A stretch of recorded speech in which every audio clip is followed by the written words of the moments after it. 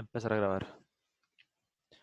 La cosa es que estuve viendo con varios y primero que dado que el lapsillo es un toque largo, pero además de que hay ciertas partes que como que no están muy actualizadas, entonces hay que devolverse y ver cómo rayos se actualizan, dado que digamos los APIs o lo que se está utilizando está deprecated.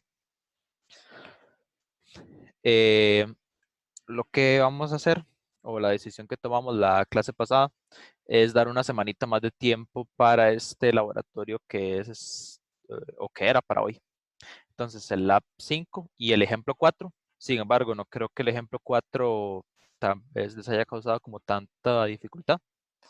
Van a tener una semana más de tiempo. Entonces, está para de hoy en 8. Ok, y antes de eso, lo que...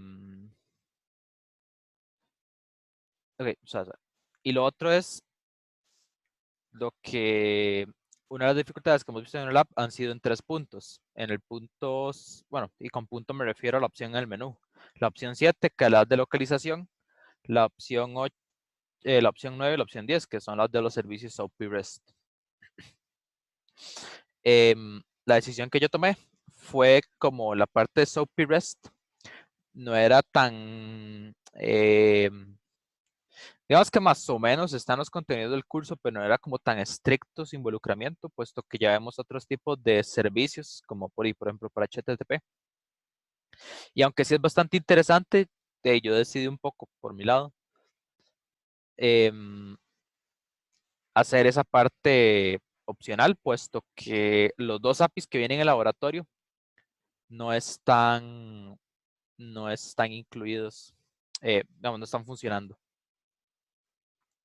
Entonces, esas últimas dos partes van a ser opcionales. Digamos, cada una va a ser por 10 puntos extra, perdón, por 5 puntos extra, para un total de 10 puntos extra. Y entonces, lo que les voy a sugerir es que utilicen cualquier otro, si van a hacer esa parte, que utilicen cualquier otro API de SOAP o REST. Yo probé con uno de una aplicación que se llama Flickr, que es de fotos. Y realmente la adaptación, digamos, del de REST fue bastante simple. Pero la de SOAP, digamos que esa sí va a llevar un toquecito más de trabajo porque esa sí está más adaptada al servicio que traía el ejemplo, que era la de geolocalización. Y con respecto al punto 7, lo que hay que hacer es transicionar de la biblioteca que ahorita, que es el Fused Location algo, Service, creo, no me equivoco, a un Fused Location Client, que es un servicio de Google que le da uno la localización. La cosa es que esa tiene una limitante y la limitante es em, el servicio ocupa, perdón, digamos, si ustedes lo tratan de hacer así sin más, no les va a funcionar. ¿Por qué? Porque parte de los requisitos de ese cliente es que se esté utilizando la location en un servicio dentro de la app. Y la cosa revisa si de verdad está dentro de un servicio corriendo en foreground. Y si no, entonces no brinda la localización. Entonces estoy buscando como la solución a eso, o estoy buscando tal vez como el camino para poder, digamos, como facilitarse un toque la vida en ese lado, porque sí es un cambio bastante grande. Entonces yo consideré que de verdad, digamos, como para liberarles un toque la carga, iba a hacer esas últimas dos partes opcionales. La parte 7 digamos que sigue siendo obligatoria, pero yo estaría viendo como con más detalle y les estaría brindando un toque más de ayuda por ese lado. Entonces, otra vez, tienen una semana más de tiempo y las últimas dos partes del lab son opcionales, pero sí les advierto que hay bastantes cambios con respecto a eso. Eh, con respecto a la versión del enunciado contra lo que van a tener que hacer de verdad. ¿Alguna pregunta? O no sé si se habían topado con eso anteriormente y si ya lo lograron resolver.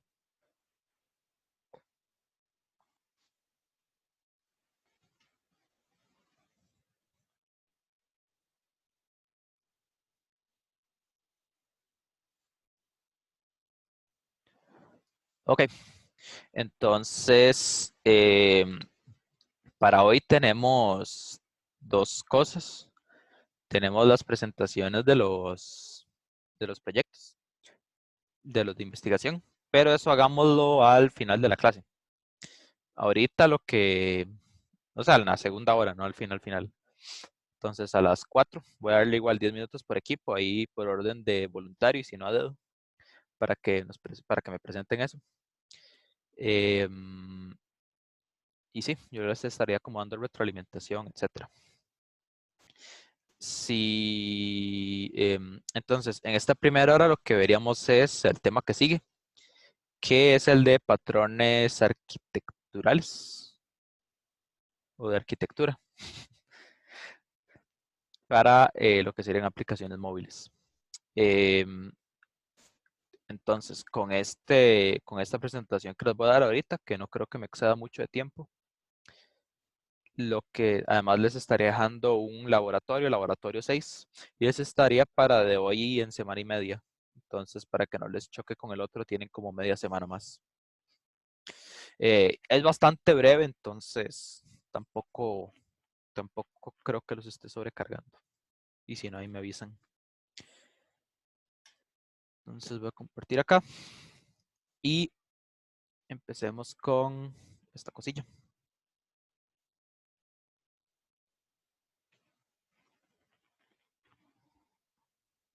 Ok, una aclaración. Técnicamente la carta del estudiante dice patrones de diseño, pero realmente los temas que se explican ahí son más que todo de patrones de arquitectura igual de software. Entonces, nada más por esto le puse así a la presentación. En el curso sí terminamos de ver o si hemos utilizado cosillas de patrones de diseño, singletons, factorías, e incluso algunos de estos modelos que vamos a ver ahorita también se consideran patrones de diseño. Entonces, nada más por si la aclaración de por qué el cambio el nombre de esta presentación. Ok, entonces, para empezar, voy a hablarles un poquito de qué son arquitecturas limpias, que es realmente lo que estamos tratando de hacer con estas aplicaciones.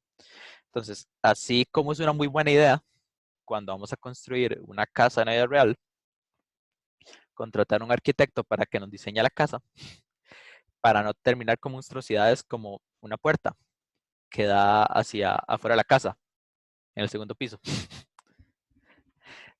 Lo que uno contacta a esa persona para que le diseñe esa aplicación y que le diseñe, pues, o sea, que le diseñe un plano.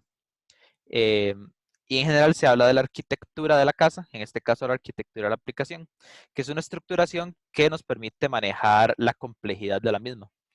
Entonces, para efectos pequeños, o, digamos, para efectos de aplicaciones pequeñas, uno realmente puede obviar mucho la parte de arquitectura y digamos que en teoría no le va a afectar tanto el rendimiento, pero conforme uno empiece a escalar el tamaño de la aplicación, involucrar más gente, involucrar más desarrolladores y más funcionalidad, la arquitectura se vuelve importante para no arrancarse los pelos de la cabeza a la hora entonces de programar y depurarla.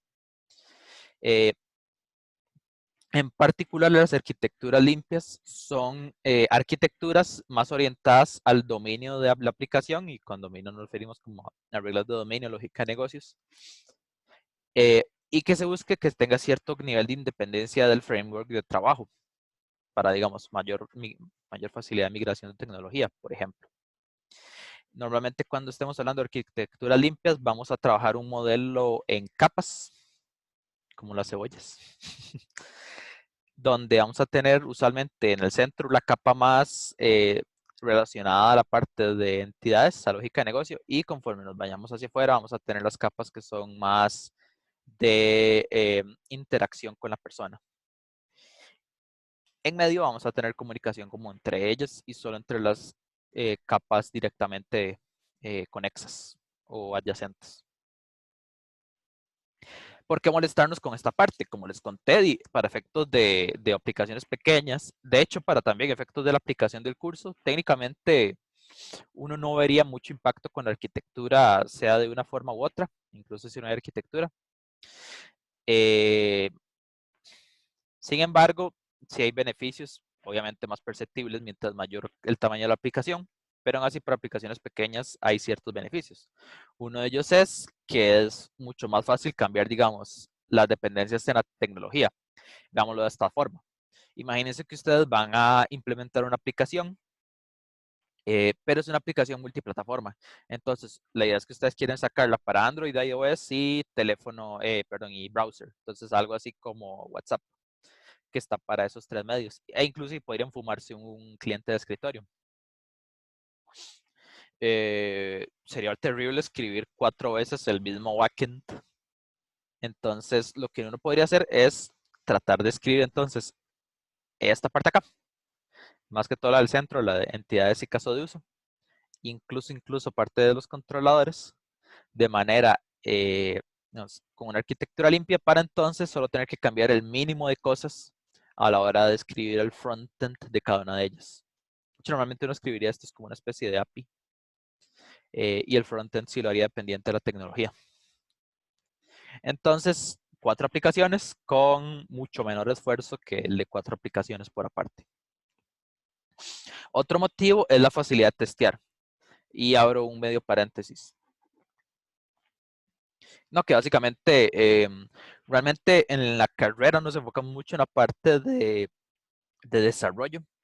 Sin embargo, en la calle, digamos, realmente tener desarrolladores en un proyecto es casi, digamos, está en como el mismo nivel de importancia que tener testers.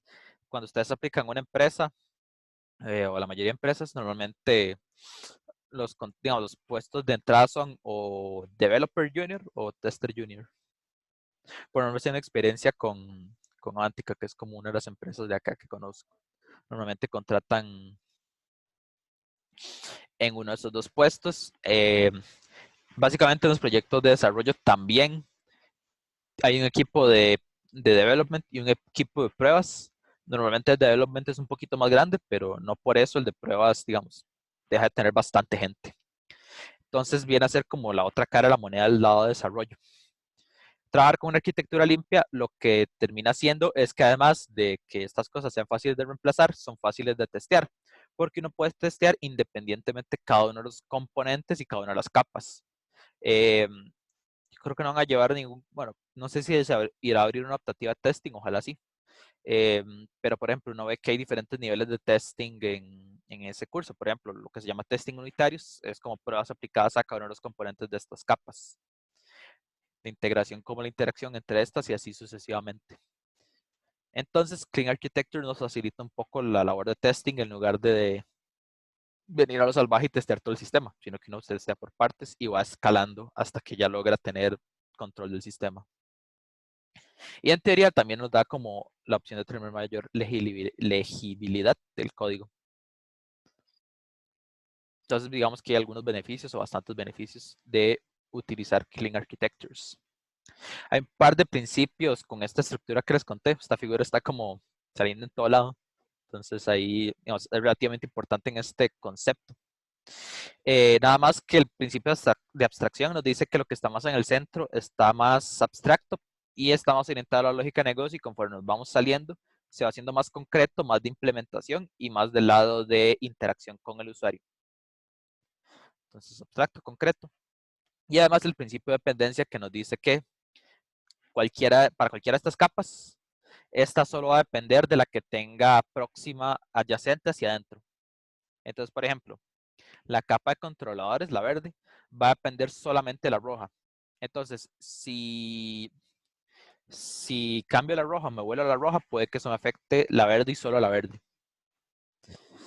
La capa amarilla, la de entidades, no depende de nadie. Entonces, esa es como la única excepción de la regla. La de use cases va a depender de la amarilla, la de entidades, y la de afuera, la de framework, va a depender de la verde, la interfaz. Así sucesivamente. Hay 5 principios también que se habla a la hora de diseñar los componentes. Ven que esas otras recomendaciones eran a nivel de capa. Se dan estas 5 recomendaciones a nivel de componentes. No sé si lo han escuchado antes en otro curso, pero se llaman los principios SOLID, que son básicamente una forma muy sólida de programar. Ajá. Son los siguientes. Single Responsibility, que lo que dice es que una clase debería tener solo un motivo para cambiar. Yo lo interpreto de la siguiente forma. Cuando ustedes tienen una clase, creo que esta debería estar asociada principalmente a un único requerimiento fuerte. Entonces, si ya hay como varias cosas o varios requerimientos que pasan por una clase, es como momento de partirlo. El principio de open close, que significa abierta extensión, cerrado modificación. Eso que parece casi que un haiku, significa lo siguiente, significa que, digamos, ustedes cuando diseñan software, y está muy ligado a la última, entonces cuando diseñan software, ustedes normalmente van a crearlo con cierto diseño, digamos, como por ejemplo UML, que ustedes dicen, ok, esto va a tener estas funciones o responsabilidades atadas. En la medida de lo posible, nosotros no vamos a tratar de cambiar ese diseño. La modificación se refiere mucho a nivel tal vez de diseño o de interfaz, de interface, y no interfaz gráfica, sino como interfaz de la clase.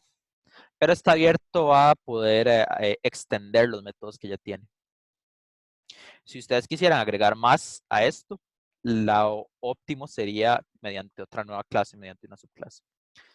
El principio de la sustitución del ISCOP lo que es un poco complicado. Lo que indica es que para toda subclase, esta debería poder sustituir a su padre sin romper el apto. Esa es un poco complicada de garantizar, pero si más o menos uno sigue las indicaciones de la última otra vez, más o menos se asegura eso y teniendo ciertos cuidados. La segregación de interfaz, que es que uno trata de tener interfaces pequeñas, otra vez está muy relacionada con la de la S, que es tener cositas partidas. La última es la de inversión de independencias, perdón, donde que se habla que una dependencia debería ser solamente en las abstracciones. En nuestro caso, en Java, es normalmente uno va a depender de las interfaces y no de las implementaciones. ¿Con qué me refiero a eso? Devuelvan volvamos al tiempo que ustedes están llevando programados y, si no me equivoco, lo llevaron en C y C++. Por ejemplo, cuando ustedes escriben en C++, lo que decían era para cualquier clase declaraban dos archivos. Uno de extensión .h, que era el header, donde ustedes decían como qué métodos implementa. Y el .cpp, donde ya escriben la lógica de los métodos. A esto se refiere este principio. Vamos a tenerlo similar para todas clases y ya vamos a ver, vamos a tener siempre su interfaz y una o más implementaciones. Cuando estemos interactuando desde otra clase con esa, vamos a interactuar con la interfaz. De esa forma estamos dependiendo entonces de la clase abstracta o de la clase o de la interfaz, perdón. Y si el día de mañana cambiamos una digamos, una implementación por otra, le debería ser completamente transparente a nuestra aplicación. Por ejemplo, imagínense que vamos a tener una de base de datos. Y digamos que nuestra base de datos está en SQLite. Si nosotros lo definimos siguiendo el de Dependency Inversion, vamos a tener una clase de implementación y una clase de interfaz. Y si queremos cambiarlo, solo creamos otra nueva clase, otra clase de interfaz que cumpla esa, creamos otra clase de implementación, perdón, que cumpla la interfaz de la base de datos y en el fondo puede estar utilizando otra tecnología, por ejemplo, Zoom. Pero se le va a hacer bastante transparente a nuestra app. Va a decir, ok, estoy obteniendo datos igual. Ok. Y técnicamente las arquitecturas limpias buscan seguir esos 5 principios. Y nada más para ir cerrando un poco este tema. Normalmente se habla de estas 5 capas. Ahora, hay diferentes formas de implementar estas 5 capas, que son los diferentes patrones arquitecturales, que normalmente las muestran en orden diferente o las combinan, etc. En general siempre están presentes más o menos estas 5 capas, entonces por eso las presento. La que está aquí más en el centro es la de dominio, que es la lógica de negocios. Está muy asociado a requerimientos de usuario, pero más del lado de la lógica, como por ejemplo, imagínense que tienen una aplicación de compras, entonces ahí está la lógica de, ok, tenemos ítems, y los ítems tienen un inventario que no puede ser negativo, tienen un precio que no puede ser negativo, impuestos, taca, taca, taca, taca, tenemos un carrito. Entonces, toda esa parte de lógica de cómo funciona el negocio, técnicamente está en el dominio. Después tenemos la parte de datos, que normalmente es mucho de fuentes de datos y cómo interaccionan entre ellos. Entonces ven que está muy pegado en el dominio. Muchas veces, de hecho, se combinan estas dos. Y de hecho, en el curso hemos tendido a combinar estas dos. La de use case, que lo que define es todas las interacciones posibles por el usuario y brinda comunicación entre estas dos de acá, dominio y datos, con la de presentación y framework. La de presentación, interacción con la interfaz de usuario y con el usuario directamente, o qué datos se le presentan, etcétera. Y la de framework es mucho de interacción con bibliotecas digamos, del API que estamos utilizando. Entonces, otra vez, todas las arquitecturas que veamos van a medio seguir estos patrones, tal vez no en este orden.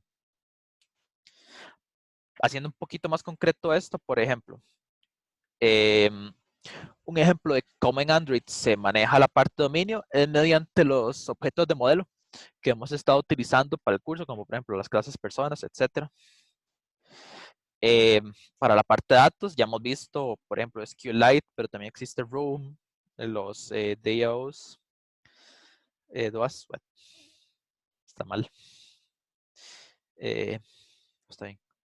Los objetos de datos, pues, que también son estos mismos modelos.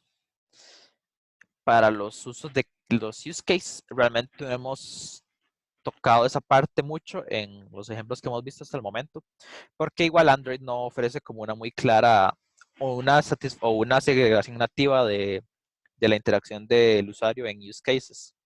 Creo que lo más cercano que puse aquí con asterisco son los listeners, porque los listeners tienden a ser como, ok, el usuario interactuó con este elemento de la interfaz, entonces podemos como ejecutar esta acción siguiente.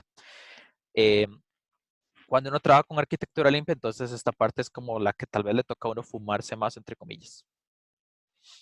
Que por lo menos Android no da tan bien ese manejo como nativo. La parte de presentación es sencilla, actividades y documentos, y la parte del framework, que es mucho de las bibliotecas que hay en el SDK. Daniel, levanta la mano, sí, Daniel. En los use case, digamos, el live data entraría ahí. El Live Data yo creo que entraría más por la parte de datos, porque en el fondo son datos, solo que vendrían de una manera diferente. Ahora, vea que como use case normalmente toca comunicar estos con estos, entonces igual algo de Live Data pasaría por acá. De hecho, posiblemente este use case se plantearía como un servicio en ese caso. Los observadores, me imagino. ¿Cómo? Serían los observadores. Sería, ajá, se Ok. puede hacer digamos, con suscripción, observador, etcétera. Ejemplo de patrón de diseño más.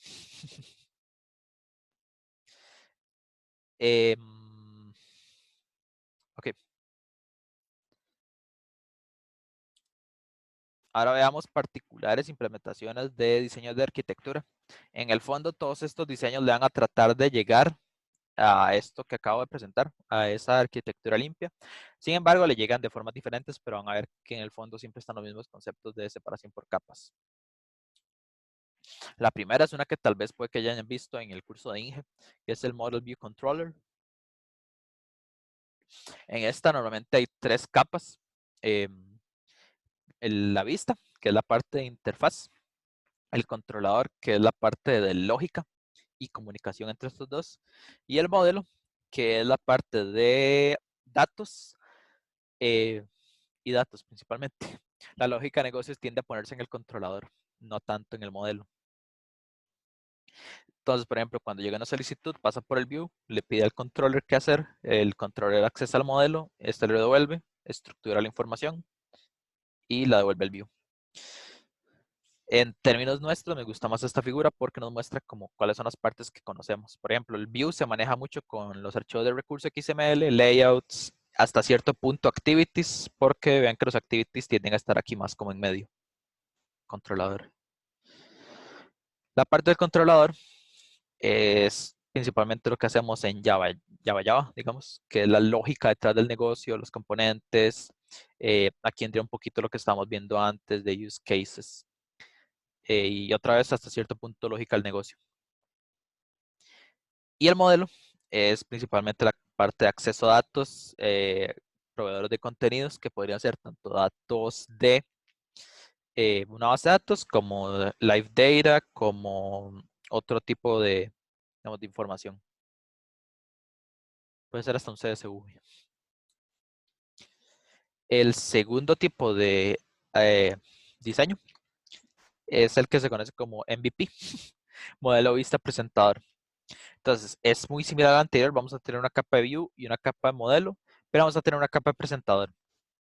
La diferencia es, la lógica de negocio va a estar más centrada en el modelo, pero además va a haber un presentador, o más bien, no va a haber un controlador único, sino varios presentadores. Los presentadores son los que se encargan de mostrar básicamente los diferentes vistas a estos datos. Con vistas me refiero a, ¿cómo se llamaba este tema en bases de datos? Que creo que se llamaban también vistas, pero básicamente como un poquito tal vez lo que, refrescándoles lo que hicimos en el examen, que era hasta cierto punto, por ejemplo, la parte de la lista de juegos de mesa, lo que teníamos que mostrar era una lista de todos los juegos de mesa al inicio, pero no había que mostrar todos los ítems, sino que había que mostrar solo el nombre, el iconito y una descripción. Entonces, un presentador más o menos ofrecería como esa vista sobre los datos. Y la otra vista que ofrecería en este caso sería la de traer un objeto. Esta parte se mantiene muy similar. Y acá, digamos, aquí se puede hacer como prefieran, pero por ejemplo, en este ejemplo se está mostrando que el modelo se partió en la parte de dominio y en la parte de datos. Entonces, eso va a pasar mucho, que a veces se presenta tal vez por separado, a veces se presenta junto. La recomendación normalmente es hacerlo separado para que, por ejemplo, podamos tener un interactor, un modelo acá, y que pueda elegir de las dos fuentes de la que quiera. El último tipo de diseño es el que se conoce como Model View, View Model. ¿A quién se le ocurren estos nombres? MVM, MVM. Que lo que va a hacer es, otra vez muy similar, vamos a tener una vista, vamos a tener un modelo, una base de datos por debajo, que uno podría decir que está incluida en el modelo, no. Y vamos a tener view models. La diferencia es que los view models son más similares a un API o a una interfaz que utiliza, de hecho, tareas asíncronas, datos en vivos, etc. Y entonces, en cualquier momento, nuestros views pueden consultarle el view model y este MAE de manera síncrona va a manejar esto como una solicitud y se la va a retornar. Entonces, de hecho, aquí hay como cierto sesgo, pero si vieron, las tres son muy parecidas en la idea y en el fondo siempre están esos conceptos de capas. Eh, la principal diferencia sutil está como en esta parte del centro. Y no sé cuál a ustedes les pareció que Android provee un soporte más parecido eh, a lo que habían hecho antes. ¿Cuál les pareció que se parece más? Jesús, ¿qué fue esa oración? ¿Cuál creen ustedes que se parece más a lo que Android ofrece? En especial con lo que vimos hace una semana.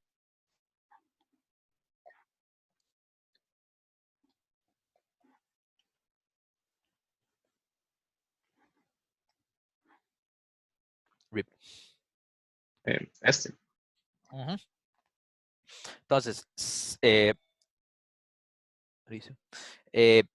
se tiende a parecer mucho a este de Model View, View Model, principalmente por esa parte de tareas asíncronas y tener esta parte en el background. Como que se acopla un poquito mejor a este, o incluso también al del MVP, hasta cierto punto. Ahora, no puedo implementar los tres y normalmente va a depender un poco de la aplicación, pero la recomendación en general es o esta si no ocupan tanto la parte de sincronicidad, pero normalmente siempre se va a ocupar. Entonces, un view model normalmente es la opción por la que uno se va. Ok, cualquier cosa ahí hay preferencias. No sé si les queda alguna duda de esta presentacióncita. Vamos a ver, nos quedan como 20 minutos para ver el enunciado del lapsillo. Ok, si no hay dudas, entonces a cerrar acá. Les dejé para esta semana, bueno, sí, para de hoy en 15:30, este laboratorio acá. Dichosamente, este es corto. Y otra vez este laboratorio es sobre la parte de patrones de arquitectura. La primera, bueno, aquí nada más una explicación, tal vez un poquito más, menos awkward que la que yo acabo de dar. Pero aquí luego viene el enunciado.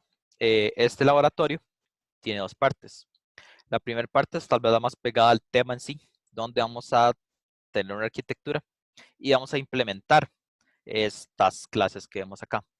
Ahora nosotros les damos una parte de estas clases. Entonces, la aplicación en sí que vamos a correr es esta que les voy a correr ahorita. Es súper simple y súper sencilla. Y hay que darle chance a que compile. Ahí está. Está acá. Entonces, es una lista de sodas. Y aquí hay un botón de settings que no hace nada. De hecho, ahí sí se va a quedar. Y la idea es que aquí tenemos la lista de sodas. Eso lo estamos cargando de un repositorio de datos. Y si le hacemos clic, deberíamos consultar la información de la soda. Pero bueno, vean que esto está un poco raro. Hmm. Esto se ve un poco vacío, además de que si yo hago clic en realidad no pasa nada. Entonces, realmente para la parte 1 les estamos dando un poco una fachada de qué es lo que hay que hacer. Y la parte 2 se trata entonces de rellenar esa fachada. Si lo vuelven a abrir, de hecho ven que se queda cargando. La idea es que esa carga sea el delay que se ofrece a la hora de cargar de la base de datos. De momento, realmente lo que se está haciendo es dar un delay artificial ahí. Pero eso lo vamos a ver en la segunda parte. La segunda parte es bueno, no, antes de pasar a la segunda parte, veamos un poco esta arquitectura. Entonces, vean que aquí vamos a tener, sorry, esa cosa me estresa. Vamos a tener vamos a tener igual un diseño por 3 capas, donde hay una de presentación, una de negocios y una de datos. Ahora esta de negocios es más como de hecho esta presentación, yo diría que esta es como la parte de controlador. De hecho, vean qué dice acá, presenter. Eso ya nos dice algo. Nos dice que estamos viendo un Model View Presenter. O uno podría sospechar eso con el nombre de esa clase. Ahora, aquí hay muchas como clases. Entonces, para que no se, tal vez un poquito para leer esto un poco más claro, lo que vale la pena notar es que, como les conté antes, para toda clase vamos a tener su interfaz. Entonces, por ejemplo, para la main activity tenemos la main activity view, que es la interfaz de esta clase, y vamos a tener la main activity per se. Para, por ejemplo, este presenter, vamos a tener su interfaz y su implementación, que este será nuestro objeto de, digamos, de presenter, iba a decir controlador. Para el objeto de negocio aquí, el Guest Systems Interactor Implementation, vamos a tener igual la interfaz de implementación. Para el repositorio de datos, interfaz de implementación. Y para la base de datos, interfaz e implementación. Veamos un poquito por dentro la función de cada uno en el código. Si quieren, empecemos por la main activity. Entonces, la main activity, como se imaginarán, se trata de manejar entonces las cosas de interfaz. Principalmente ven que se fija en, digamos, quitando lo típico, on create y on, etcétera. Crea el menú de opciones, lo carga con, perdón, lo carga con lo que tengamos. De hecho, que estoy utilizando un adapter, pero ese adapter, estos datos se sacan de otro proceso que se manda aquí a crear en el onCreate.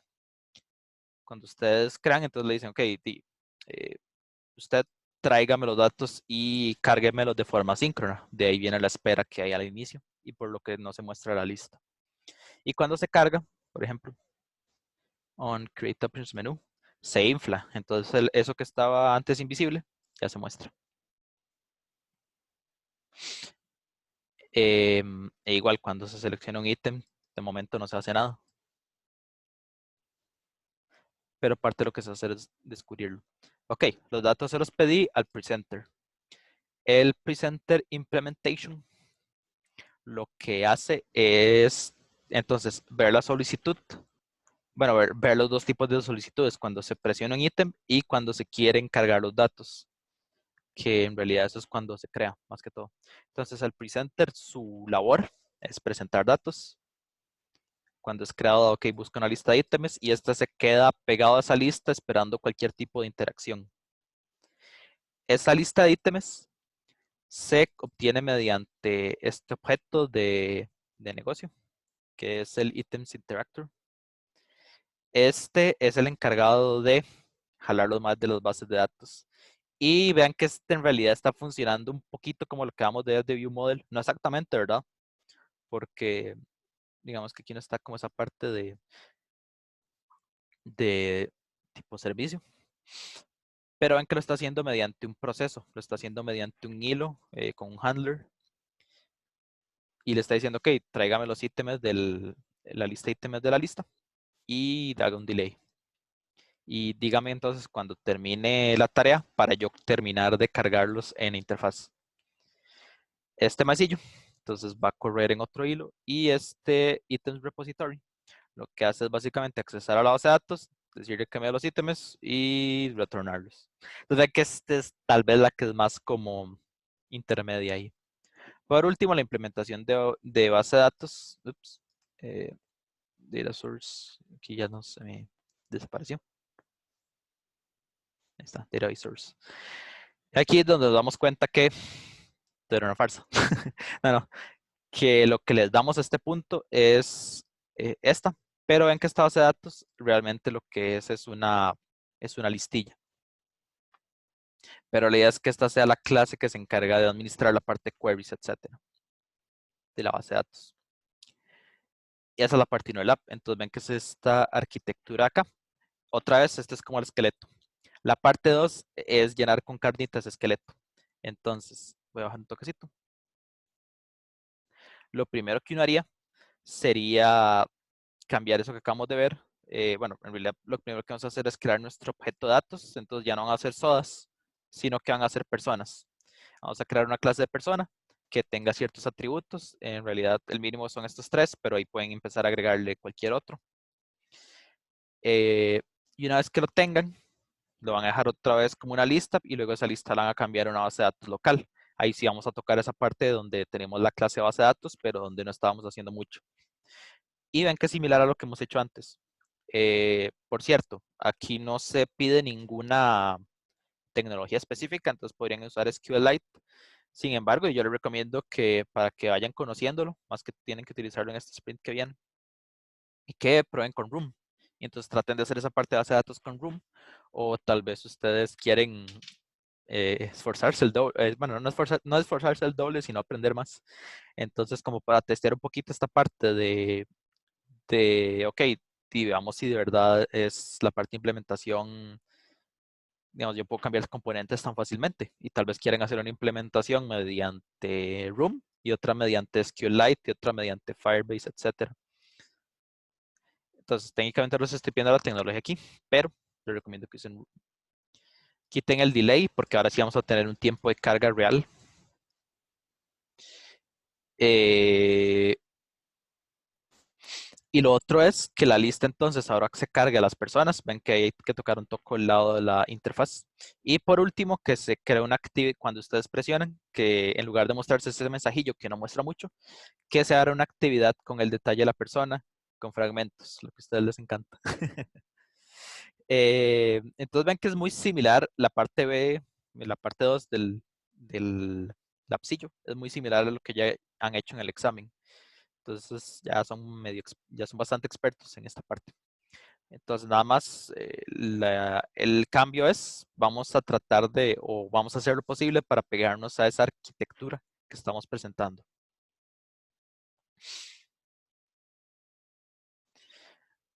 Ok, ese es el lapsillo. Como les conté, está corto en términos de instrucciones. Obviamente esta parte no es tan corta, pero como ya lo hemos enfrentado varias veces, creo que no vamos a tener tantísimo problema. Entonces, ¿tienen alguna preguntita? Sí, Ujú. ahora que mencionó los fragmentos, fuera del tema, Ujú. eh, digamos, me ha pasado varias veces que cuando intento reemplazarlos, le cae uno encima del otro, pero no lo reemplaza, sino que queda el otro en el fondo. ¿Eso es correcto ¿O no? o debería dejar de funcionar el fragmento que queda debajo? Digamos, es que vi una solución que era que el problema es simplemente porque el segundo fragmento que va a caer encima no tenía background, entonces di el otro quedaba, pero no sé si será correcto o hay alguna forma. Ok. Depende, a ver, yo creo que el problema aquí es no si es correcto o no, sino cómo se está haciendo. La idea es que sí, cuando ustedes reemplazan un fragmento por otro, recuerden que hay un tema ahí del ID del resource y cuando ustedes reemplazan uno por otro, lo que están haciendo es volándose el viejo y poniendo uno nuevo, pero le están dejando el mismo ID.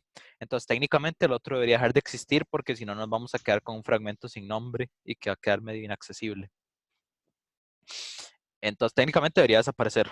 Ahora, si no está desapareciendo, puede ser por varios motivos. Por ejemplo, usted está haciendo la sustitución con transacciones de fragmento, ¿verdad? Con fragment transactions.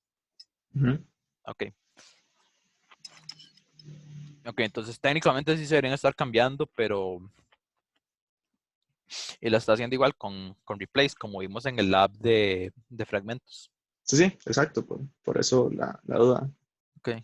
Entonces puede que sea, en ese caso puede que sea por un tema de UI, o sea, por un tema de que tal vez la interfaz no se refresque bien, pero ese fragmento tal vez ya no está ahí en términos de lógica y memoria. Sin embargo, que hay un bug ahí de rendering y que no se está mostrando. Eh, de hecho, está interesante revisarlo. Si, si verdad siente que no se desaparece, podríamos buscar un toque, pero entonces una opción es medio, después de que lo reemplazamos, tal vez buscarlo y borrarlo, aunque lo veo difícil. Voy a, a ver, voy a ver si queda corriendo en el fondo y la hizo. Ok, gracias. Eh, ¿Cualquier otra preguntita?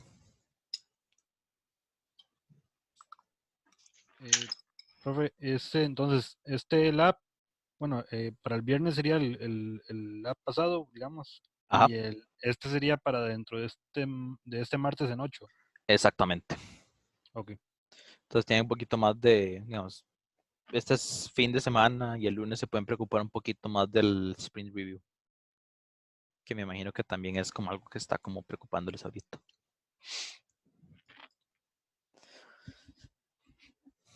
Em, Ahora, mi recomendación nada más con este lab es, en realidad, creo que es rápido. Entonces, no sé cómo quieran manejar el tema de riesgo, pero ustedes podrían, por ejemplo, hacer este primero y si les queda tiempo, terminar con aquel otro, que aquel otro sí es un poquito más infladillo.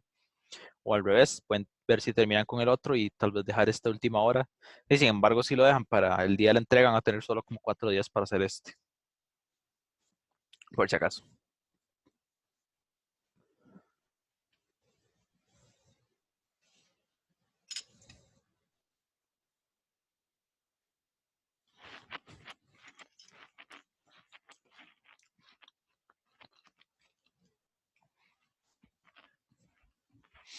Ujú.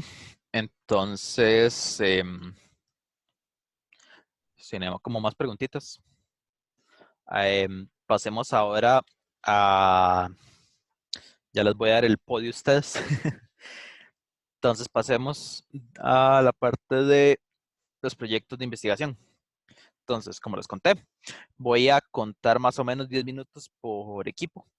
Entonces, la idea es que otra vez nos presenten qué quieren hacer de proyecto y una vez que terminen, tal vez les voy a dar un poco, hacemos como ronda de preguntas y hacemos ronda de preguntas y ahí, digamos, tal vez terminamos de aclarar o les doy sugerencias. Y vamos a verlo entre todos, entonces también los demás equipos pueden hacer sugerencias y participar.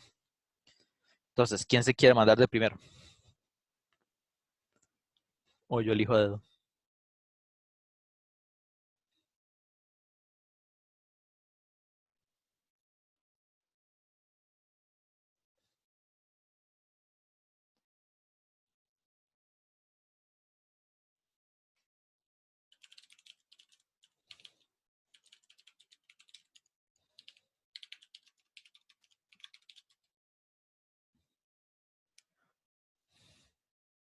Y yo creo que Senior Devs nos podemos mandar para salir de eso y no solo. Venga, esa es la actitud.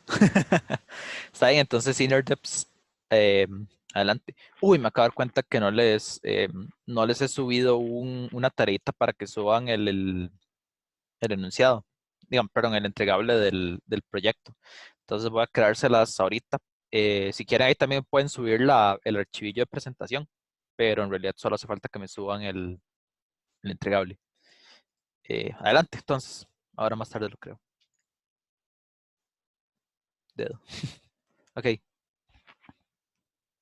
Pero solo para confirmar, es la presentación y luego el demo de así como el MVP, digamos, que tenemos. ¿El qué? Eh, El demo del app. No, el demo del app no hace falta que me lo suban. no, o sea, enseñarlo. Enseñarlo, sí, sí, exactamente. Y lo que me suben es más bien el documento. Si quieren la presentación. Dito, nos vamos a empezar por Diego con la presentación y luego ya enseñamos el demo rápidamente. Okay. Los voy a ir medio cronometrando nada más por el tema de tiempo. ¿Sí? Sí, un momento, ya casi estoy. Dele, cuando esté listo.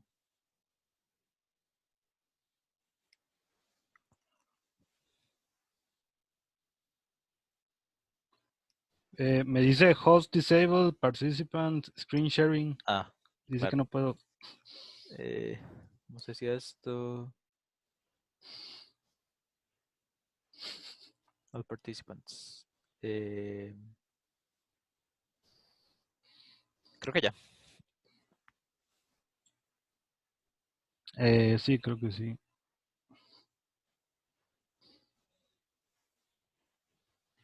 Ok. Entonces, Ahí lo pueden ver, sí. esa plantilla me parece parecida, similar.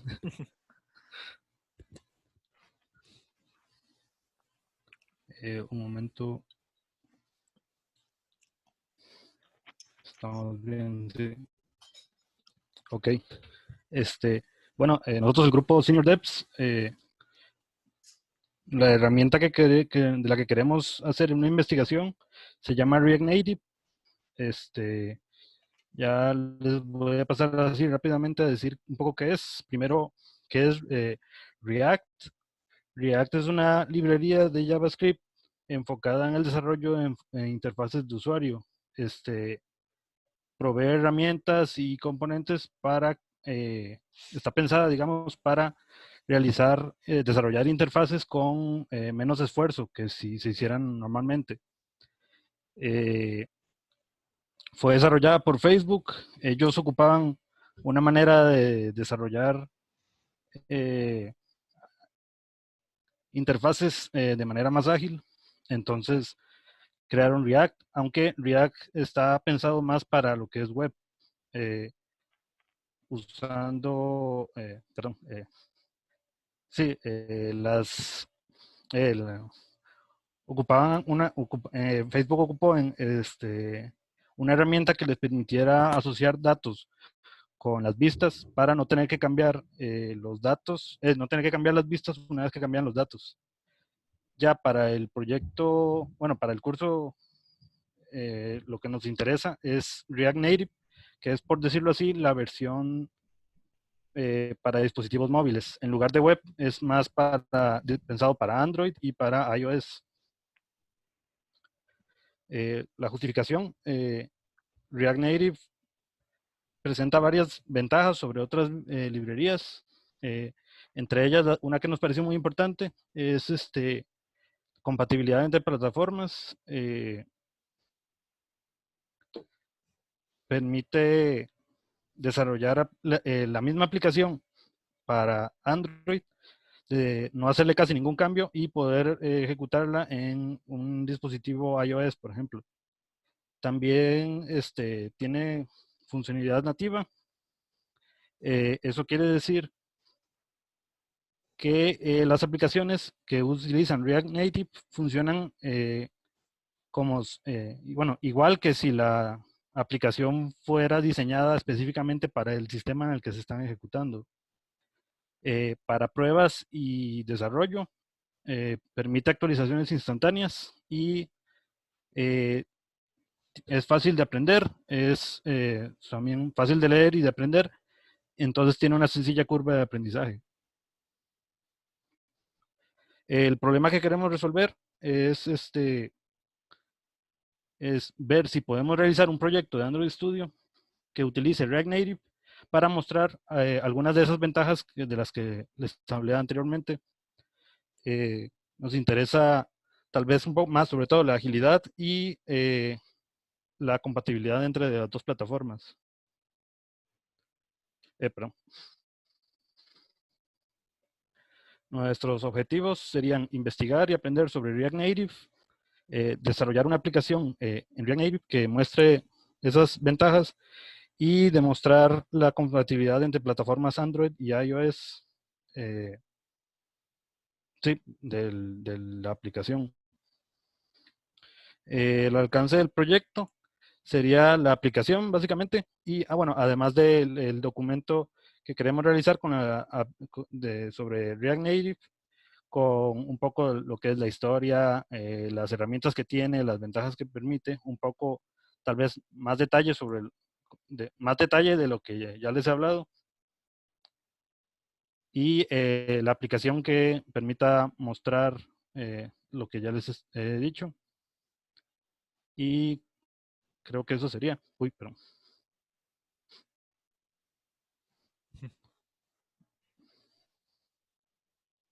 ¿Qué tienen de prototipo? Eh, Lo va a enseñar Cristian. Sí, sí, eso le toca a sí. Cristian, perdón. Es que cerré la ventana. Que mientras Cristian lo muestra, una preguntita. Lo veo bien en términos generales, pero bueno, en realidad me surgen dos cosas. Primero, como cuál sería el alcance de la aplicación? ¿Sería algo monstruoso? ¿Sería algo pequeñito? ¿Qué estaban pensando?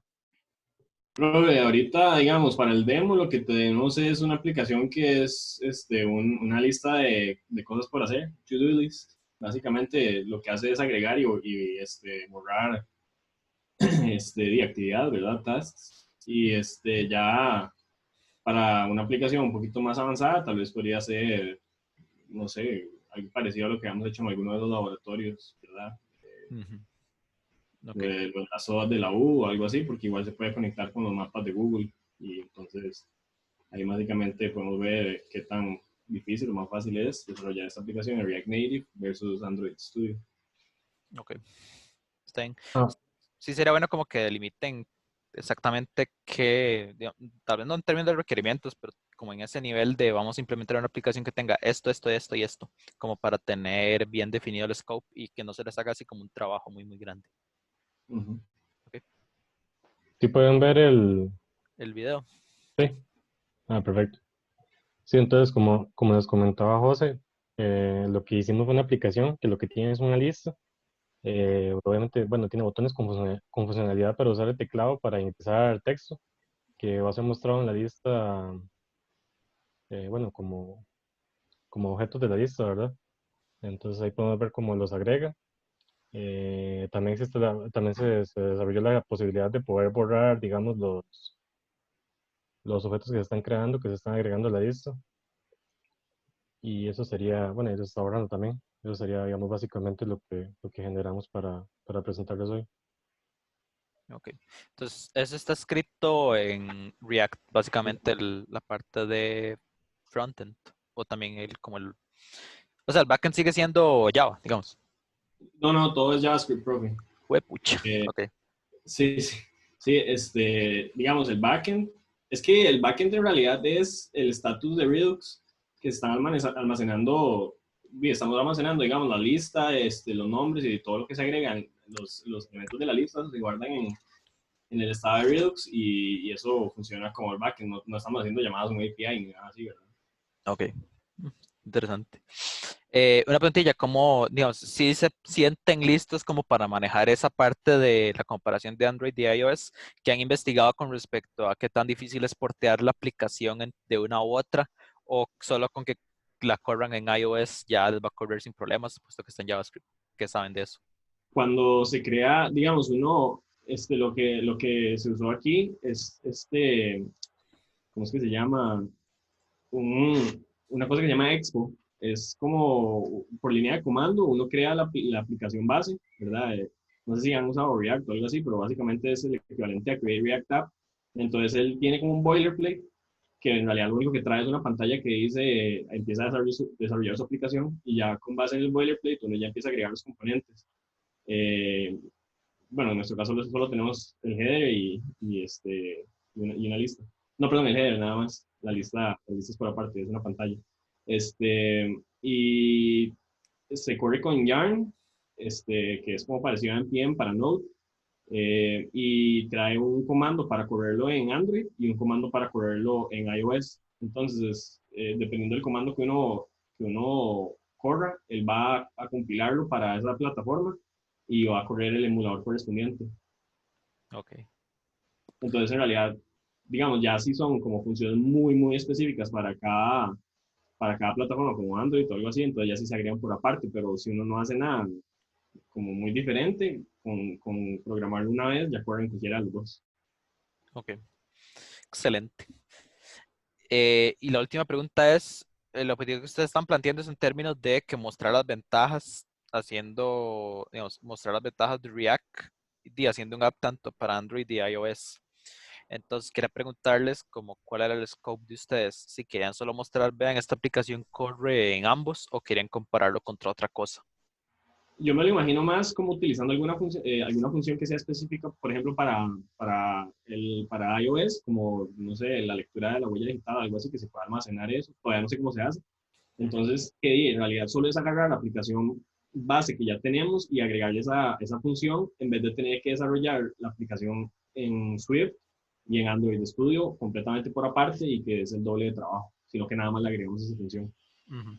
Ok, me parece bien. Entonces, mi recomendación nada más es esta. Digamos, yo creo que lo mejor sería, para términos de dar una, llamémosles métricas con respecto a esto, que ustedes hagan una lista, una checklist de funciones de qué es lo que va a hacer la aplicación de ustedes. Ojalá cosillas que sean tal vez como muy de Android y muy de iOS, como muy dependientes de la plataforma. Y que entonces traten de ver para ambas aplicaciones qué elementos de la checklist sí se pueden implementar con facilidad y qué otros se pueden hacer sin, digamos, tal vez con un poquito ahí de cambios y cuáles no se pueden hacer del todo. Okay. Y eso tal vez nos daría, o sí, sería como más valioso en términos de ver, ok, sí, vea, la mayoría de funcionalidad sí se pudo portear se porta súper bien y no hay que hacerlo y solo un par de cosillas hay que medio modificar. ¿Les parece? Suena bien. Excelente. Ok. No sé si alguien de los demás grupos tiene alguna sugerencia o idea. Vean que digamos, todas las contribuciones ahí son bienvenidas.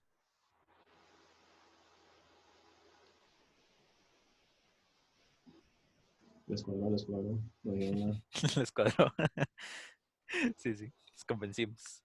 Está bien. Entonces, muchas gracias a Synerdeps. Entonces, ahora pasemos a, no sé, si quiere presentar o COVID o GoDoc o Dedocracia.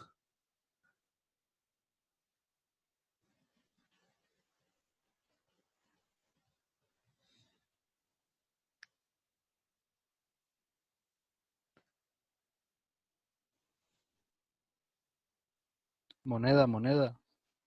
¿Sabe qué? Está bien. Bueno. Ok, entonces voy a agarrar una de 100, una de 50. Entonces, vamos a ver, escudo, COVID, corona. No, no, sabe, no, no, no, no. Escudo GoDoc y corona va a ser COVID. ¿Entienden? Ok, aquí va. Salió escudo, entonces GoDoc.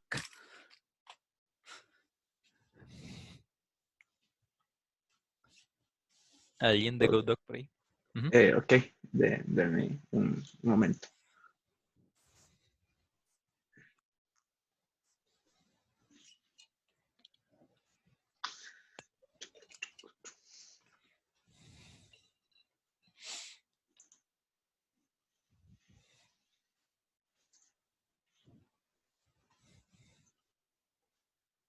¿Se ve la pantalla? Sí, todo bien. Ok, bueno, nuestro tema de investigación es Firebase. que Firebase básicamente es una plataforma que facilita el desarrollo de aplicaciones, ya sea web, en Android, iOS, etc.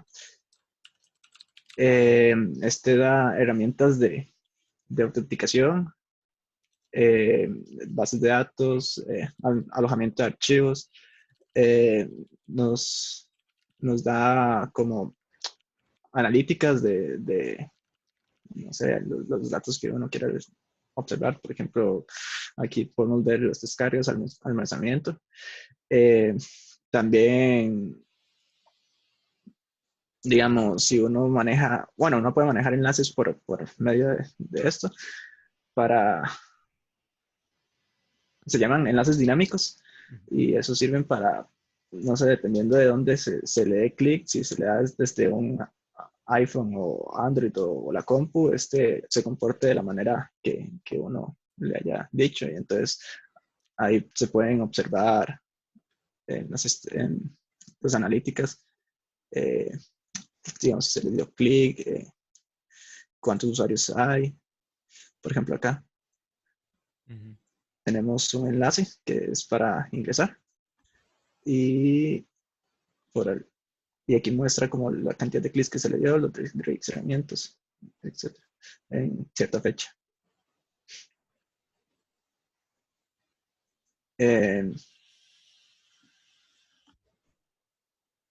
Bueno, tiene un montón de herramientas de las cuales nosotros para el desarrollo de la aplicación elegimos las que acabo de mencionar. Bueno, este sería como el catálogo. Nosotros estamos utilizando la autenticación, la base de datos, analíticas y enlaces dinámicos.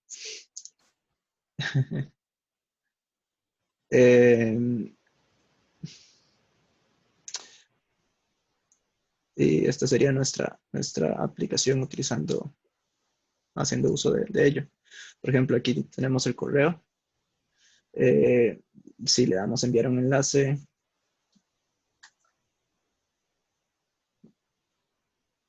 Firebase se encarga de enviar un enlace y lo podemos.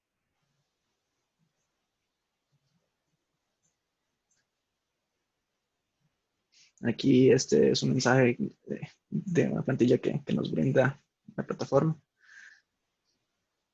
Y nada más le damos clic, ese es el enlace dinámico que nos permite, y como lo abrimos desde ahí, nos permite realizar la acción de día. En este caso, activa un intent que nos manda al funcionamiento principal de la aplicación y ya el usuario está autenticado, está logueado y eso se puede ver desde acá.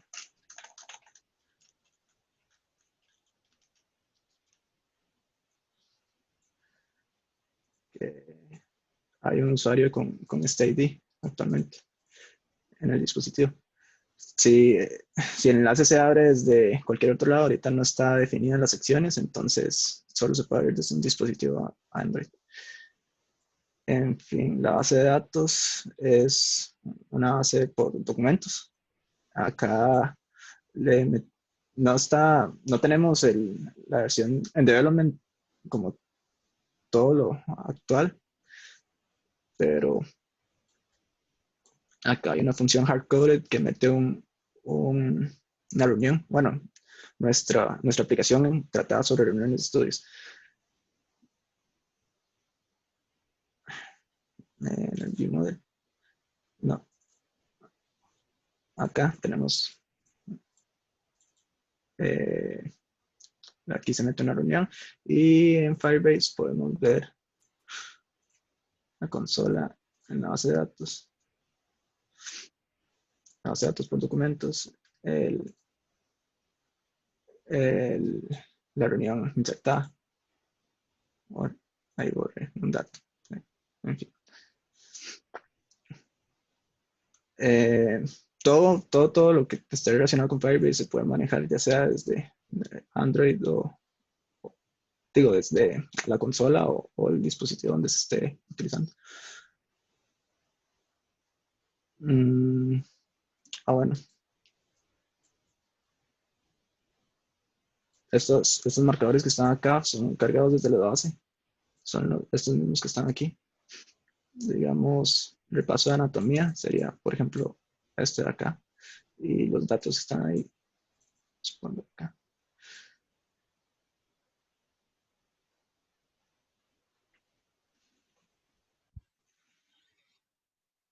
Mm,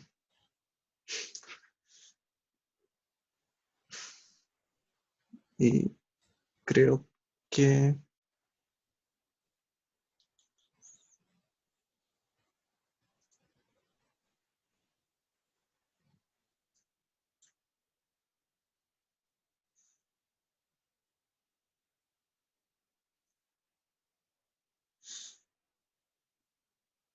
bueno, es que esto va como muy al punto, entonces no hay como mucho que explicar, creo. Creo que eso sería. Ok. Entonces, sí tengo bastantes preguntas.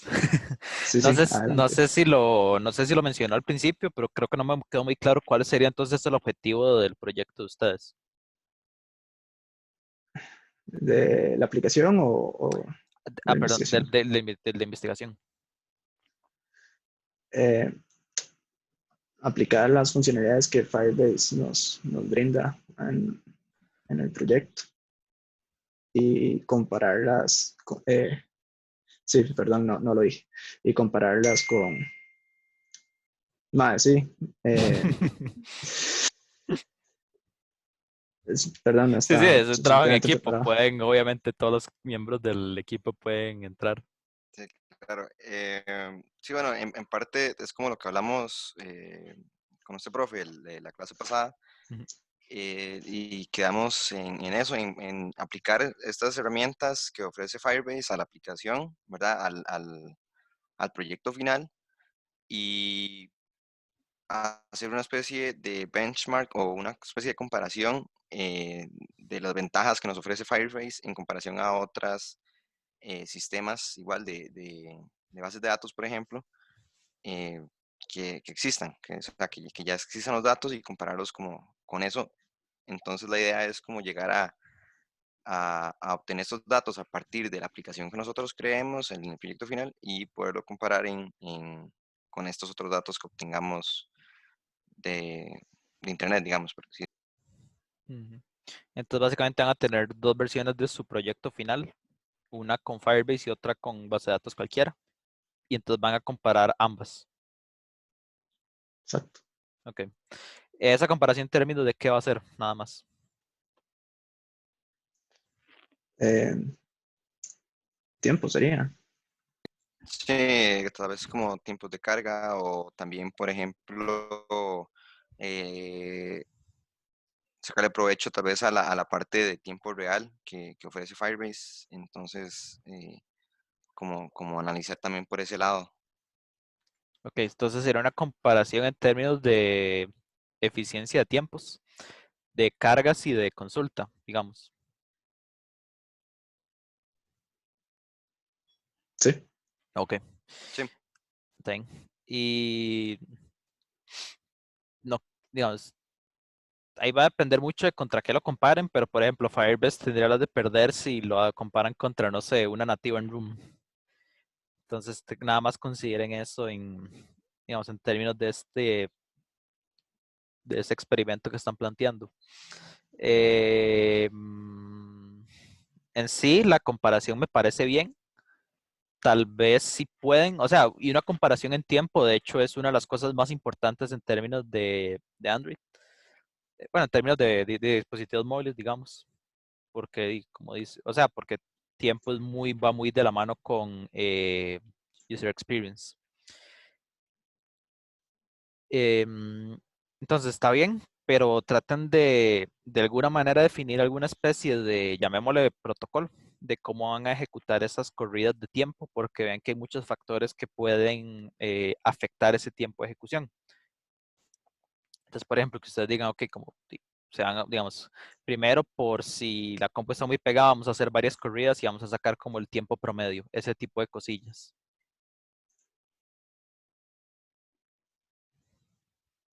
Ujú. Ok. Entonces, me parece muy bien que lo estén, digamos, que lo hagan con todo y lo que estén haciendo el proyecto. Esta parte, perdón, del proyecto de programado. Es una muy buena, digamos, es como parte de la idea de investigación, que la investigación más bien le sirva de impulso para el programado. Ok, entonces nada más estas cositas que acabamos de discutir, lo que puse, ya les subí cualquier cosa de entregable de la propuesta. Les di tiempo como hasta, todavía tienen el día de mañana por si le quieren hacer alguna modificación. Entonces yo creo que en el caso de ustedes, tal vez sí ser, no sé, no he visto el documento, ¿verdad? Entonces no sé si ahí lo pusieron, pero cualquier cosa ser un poquito más específicos en esos términos, en los términos de, ok, ¿cuál es el objetivo? ¿Qué queremos comparar? Creo que ustedes lo tienen muy claro, pero tal vez esa parte de las métricas y a la hora de hacer esa comparación que van a hacer, tal vez tienen que definirlo un poquito mejor. Ahora, esta es una propuesta, ¿verdad? No espero que ya tengan todo solidificado y además puede cambiar. Pero entonces sí traten, porfa, de escribirlo a como a ese nivelcillo. ¿Ok? Sí, sí, sí, está bien. Perfecto. Entonces, creo que estamos y muchas gracias. Voy a tratar de subirles también cualquier cosa el video de la clase de hoy por si lo ocupan para que lo tengan disponible mañana. Profe, o sea, una sugerencia, nada Ajá. más. Digamos, para ver una diferencia en lo que serían, no sé, como inserciones o algo así, tendrían que usar demasiados datos probablemente, o sea, como que tengan que hacerlo por batch. Entonces, como Firebase es una no relacional y los fuertes, yo la he usado, tal vez los fuertes podrían, y es lo de tiempo real, entonces tal vez la podrían usar como notificaciones en tiempo real a través de WebSockets, que la mayoría de los frameworks lo tienen. No sé, mensajería instantánea también. No sé, cosas así, en vez de nada más como medir en cuál se inserta o se hacen las consultas, que de hecho Firebase es pésimo para hacer consultas más rápido. Entonces, nada más así como sugerencia para ellos, que yo sí he tenido la experiencia de usar Firebase. O sea, más que todo aprovechar que es en tiempo real, que tiene mucha facilidad para cosas en tiempo real y que es no relacional. Será muy buena sugerencia por parte de José. Nada más que si, digamos, si lo quieren incorporar, estoy de acuerdo, nada más que si les va a tocar cambiar el enunciado de lo que tengan de propuesta ahorita, si quieren tomarlo. Ah, y sé igual, como estaba diciendo, van a tener, cuando comparen a modo de consulta Firebase, creo que sí van a tener ciertas desventajas o siempre les va a salir entonces que Firebase es más lento que ahí base de datos SQL normal. Entonces, ahí les opaca un poquito el objetivo, que es más bien como, yo creo que siento el objetivo que ustedes que tienen es más bien como resaltar Firebase. Eh, Ahora puede ser un estudio más bien al contrario, ¿verdad? Yo quiero mostrar que Firebase no es solo como cosas buenas, sino también que tiene problemas con las consultas. También es válido. Pero sí, entonces esa es otra opción. Pueden considerar usarlo en un ejercicio un poquito más dinámico, sí, igual para notificaciones y eso.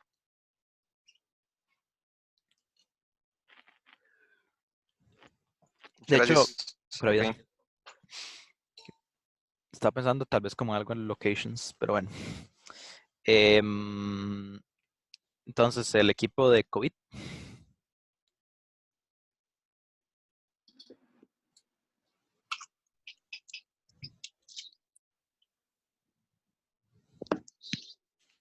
Estamos. Ujú. Ok, adelante. Ok, buenas tardes. Nosotros vamos a presentar el tema que es la comparación de los lenguajes entre lo que es Java y Kotlin. Como propuesta de proyecto, vamos a realizar una funcionalidad del proyecto de aplicaciones móviles en lenguaje Kotlin para ver las ventajas que trae. Como justificación, tenemos que Kotlin ha sido como en los últimos años como que ha tenido un gran potencial para hacer el nuevo lenguaje de programación que se ha utilizado en aplicaciones móviles, ya que trae un sinfín de ventajas. Es muy moderno, la curva de aprendizaje es ligera y facilita que muchos programadores adquieran conocimiento de forma rápida y eficiente. Ha sido diseñado para ser un lenguaje muy intuitivo, que se aprenda fácil y es un código que es muy distinto al de Java. Algunas de las ventajas que puede tener Kotlin es que se puede tener tanto código de Java y Kotlin en un mismo proyecto. Eso facilita la migración de código. Otras que el código es más conciso, está más compacto. En algunos casos el tiempo de ejecución mejora cuando es escrito en Kotlin y puede ser compilado a JavaScript. Pero también tenemos algunas desventajas como la falta de soporte oficial y como es un lenguaje que apenas está surgiendo, bueno, no apenas, pero ahí va, digamos, como surgiendo, hay menos documentación y ayuda posible en internet y así, entonces obviamente hay más de Java que de Kotlin. Y es por esto que estamos queriendo comparar estos dos y ver cuáles son las ventajas que podría traer como lenguaje de programación a las aplicaciones móviles. Pues sí, básicamente el problema que queremos resolver, o sea, lo que queremos es comparar o comprobar las características que hacen a Kotlin un buen adversario para Java. La primera sería ver la mayor seguridad al desarrollar aplicaciones. Esto es la parte que Kotlin no permite, por ejemplo, el manejo de nulos. Entonces hace que muchas cosas que uno realiza las haga con mayor seguridad y le reducen la cantidad de errores que uno tiene a la hora de programar. La segunda es la curva de aprendizaje, que es mucho menos inclinada que la de Java. Tercero sería la menor cantidad de código para programar la misma funcionalidad. Y por último, la posibilidad de mejorar el rendimiento de la aplicación a partir de como tiene mucho menor código, puede llegar a ser un poco más rápida la funcionalidad. El objetivo del proyecto de la investigación consiste en comparar una funcionalidad hecha en Java y la misma funcionalidad hecha en Kotlin. Esto con el fin de evaluar el tiempo de ejecución entre los dos lenguajes de programación, la curva de aprendizaje, la cantidad de código utilizado y si es posible tener código de ambos lenguajes en un mismo proyecto. Bueno, y como explicado la compañera, vamos a plantear 3 escenarios de comparación, que es comparar funcionalidades en Kotlin y Java, tanto en tiempo de ejecución como en facilidad de aprendizaje, legibilidad y en cantidad de código utilizado para hacer una misma funcionalidad. Y también vamos a implementar estas funcionalidades en el proyecto.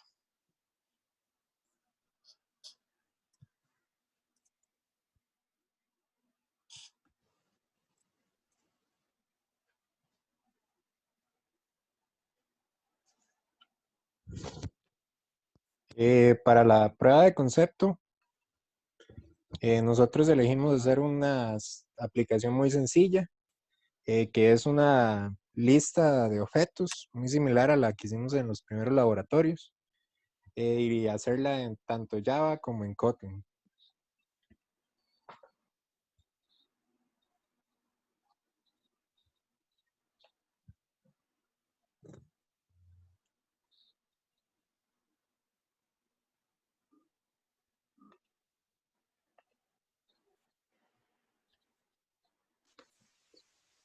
Cristian, si está hablando no se le escucha.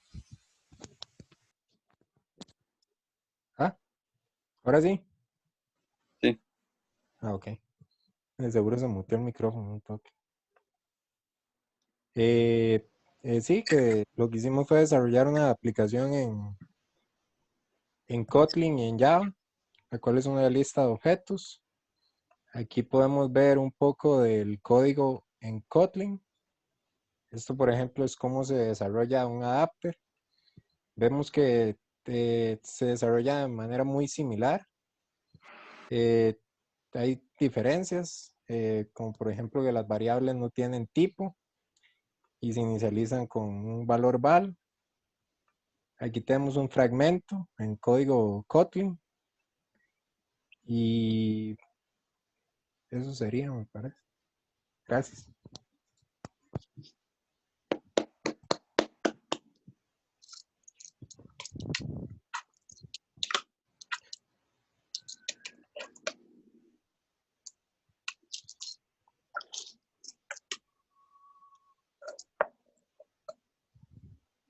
¿Tienen preguntas? Huevón, estaba muteado. No, que todo bien, que me imagino que no pueden correr estos ejemplitos porque son muy pesados como para la compu, ¿verdad? Como para correrlos ahorita. Ujú. Habría En- que usar el emulador y sí, y esperar 3 minutos a que compile y eso. sí. No, no. No, que entonces más bien mi pregunta es, esto es el ejemplo que ustedes hicieron para prototipo. Ajá. Qué planean hacer para el, digamos, para la comparación entre comillas de verdad? O sin las comillas más bien.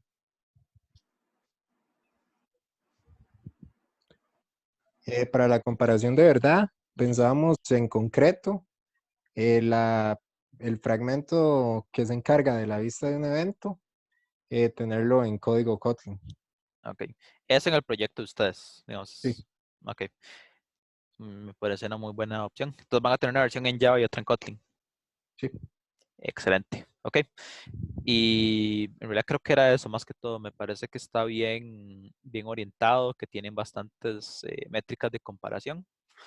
Am, ¿Cómo van a medirlo de facilidad de aprendizaje? Nada más así como en términos de la experiencia que ustedes tuvieron.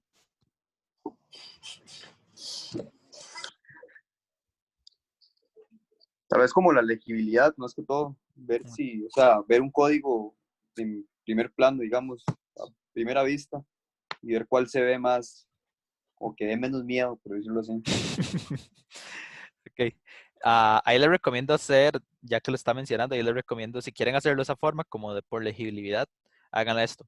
Que esa parte, que esa funcionalidad la trabajen, digamos, 2 personas, o digamos, que más bien hayan 2 personas que no trabajen en eso. Entonces, que Ok, elijan 2 de ustedes que no breten en esa parte, que no la vean. Y para terminar el experimento, cuando ya están terminadas, a una le muestran la de Kotlin y a otra le muestran la de Java.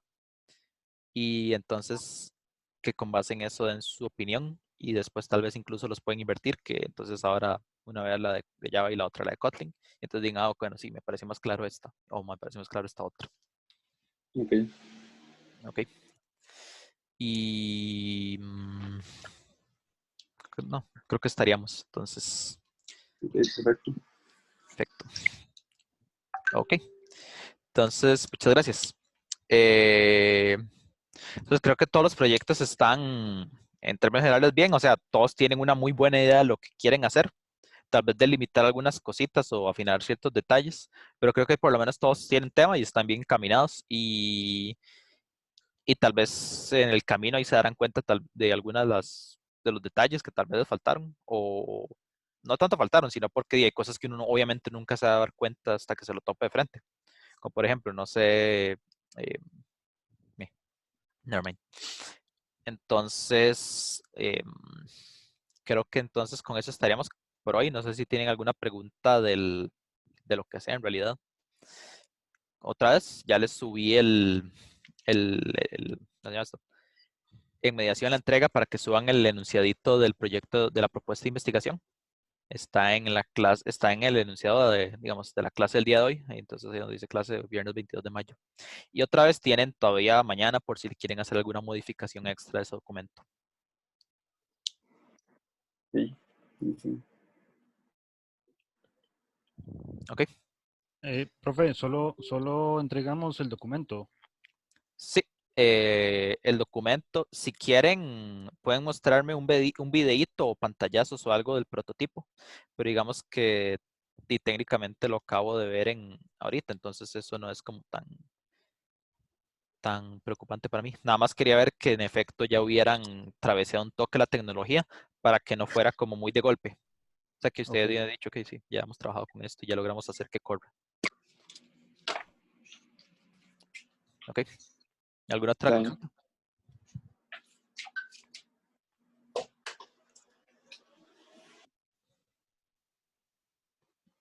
Creo que no. Ok. Está bien, entonces son las 4:30, entonces si quieren dejemos hasta aquí la clase. Tienen bastantes pretecillos, entonces ahí aprovechen el viernes. Ok, entonces hasta luego, que les vaya bien. Si ocupan alguna cosa, igual voy a estar eh, siempre por correo, etcétera. Y, y bueno, que tengan un feliz fin de semana. Bye. Muchas gracias. Pura vida.